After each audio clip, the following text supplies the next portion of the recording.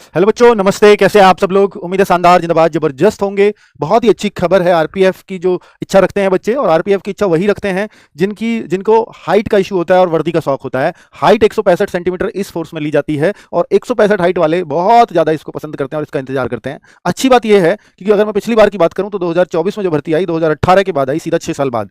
अच्छी बात या खुशखबरी इसलिए लिखा है क्योंकि अब ये भर्ती हर वर्ष होगी।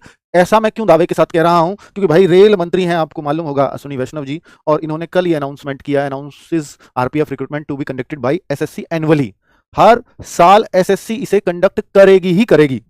नेक्स्ट, आरपीएफ में भर्ती हर साल की जाएगी। ये हिंदी में आपको इन्होंने लेक्चर भी दिया है। अगर आप कहो कि सर उनका वो स्पीच बता दीजिए, तो स्पीच इन्होंने दिया है कल, उसमें मैं आपको सुनवा देता हूँ। वो एक बार बता दीजिएगा जरा। आरपीएफ और आरपीएसएफ में बहाली अब एसएससी से होगी। ये पहले एक न्यूज में आ चुकी थी, तो बहुत पहले भास्कर न्यूज ने छाप दी थी, जो बिल्कुल सही लग रही है। आरपीएसएफ जो आरपीएफ का एक पार्ट, मतलब जो आरपीएफ के साथ ही जिसकी वैकेंसीज आती हैं हमेशा। तो चलिए भाई, बता दीजिए, एक बार दिखा दो कैसे।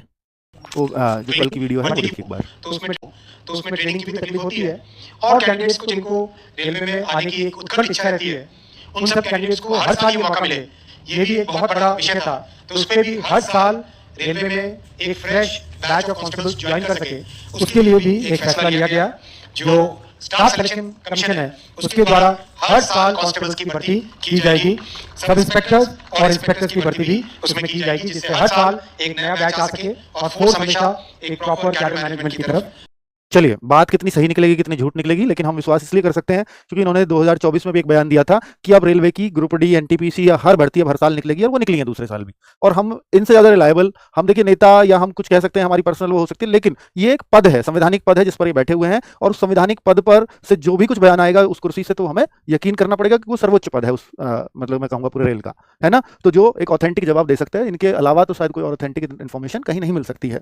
अब वो भी अपनी बात से पलट जाए तो वो एक अलग बात होगी, बाकी ऐसा है नहीं। और ये बात पहले भास्कर में भी छप चुकी है, और एसएससी को इस बात का नोटिस भी जा चुका है। लेकिन साथ में ये भी आया था कि भाई देखो, जैसे बीएसएफ और आईटीबीपी की तरह ही यहाँ भी अब आरपीएफ की भर्ती एसएससी ही कराएगी। जैसे बीएसएफ और आईटीबीपी की कौन कराता है? SSC GD. अब सबने एक अंदाजा लगाया कि भाई चूंकि यहाँ पर बीएसएफ जो है, सीआरपीएफ, आईटीबीपी की बात हो रही है, तो कहीं एसएससी जीडी में ही तो ये शामिल नहीं हो जाएगी। जो एसएससी जीडी आ रही है वो आ रही है नवंबर में। तो इसलिए मैंने वो थंबनेल पे लिखा